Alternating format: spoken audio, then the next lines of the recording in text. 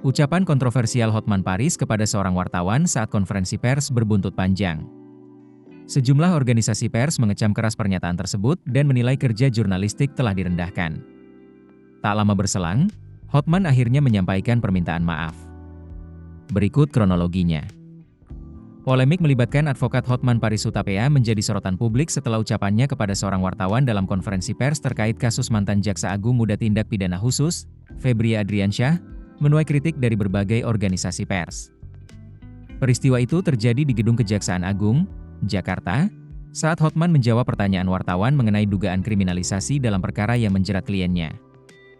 Alih-alih menjawab secara langsung, Hotman justru melontarkan kalimat, "Lu punya otak enggak?" kepada salah satu wartawan. Pernyataan tersebut segera memicu reaksi luas dan dinilai sebagai bentuk penghinaan terhadap profesi jurnalis. Forum Pemimpin Redaksi atau Forum Pemret menjadi salah satu organisasi yang mengecam keras ucapan tersebut. Ketua Forum Pemret, Retno Pinasti, menilai pilihan kata dan cara Hotman merespons pertanyaan wartawan tidak profesional serta merendahkan profesi jurnalis yang sedang menjalankan tugas sesuai amanat Undang-Undang Nomor 40 Tahun 1999 tentang Pers.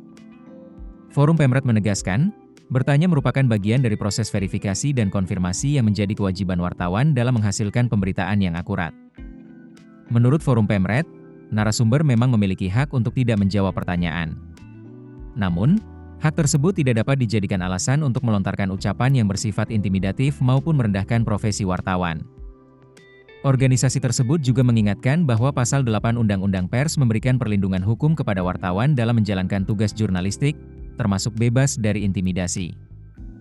Kecaman serupa juga datang dari Ikatan Wartawan Hukum atau IWAKUM. Ketua Umum IWAKUM, Irfan Kamil, menilai ucapan, "Lu punya otak enggak?" bukan merupakan kritik, melainkan penghinaan terhadap wartawan yang sedang menjalankan tugas jurnalistik. Ia menegaskan, wartawan memiliki hak mengajukan pertanyaan, terlebih dalam perkara yang menjadi perhatian publik. Di sisi lain, narasumber juga memiliki hak untuk tidak menjawab atau membantah pertanyaan. Namun, menurut IWAKUM, tidak seorang pun berhak membalas pertanyaan jurnalistik dengan penghinaan ataupun serangan personal. IWAKUM pun mendesak Hotman Paris menyampaikan permintaan maaf atas ucapannya. Tak lama setelah polemik mencuat, Hotman Paris akhirnya menyampaikan permintaan maaf melalui akun Instagram resminya pada Senin, 20 Juli 2026.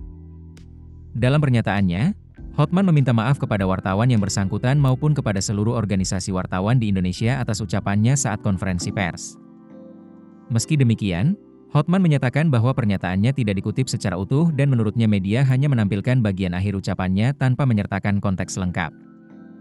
Hotman menjelaskan, sebelum pernyataan itu terlontar, dirinya telah beberapa kali menjawab bahwa ia tidak mengetahui dan tidak memiliki kapasitas untuk menilai dugaan hidden agenda maupun kekeliruan institusi penegak hukum dalam perkara tersebut.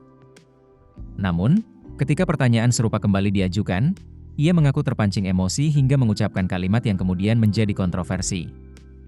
Meski memberikan penjelasan mengenai kronologi kejadian, Hotman tetap mengakui situasi saat itu berlangsung dalam suasana emosional dan kembali menyampaikan permintaan maaf. Polemik ini menjadi pengingat pentingnya menjaga etika komunikasi dalam ruang publik, terutama ketika berhadapan dengan insan pers yang menjalankan fungsi jurnalistik sebagai bagian dari kepentingan publik. Keputusan bisnis terbaik datang dari data, bukan tebakan. Mudah berlangganan Business Insight dengan subscribe with Google.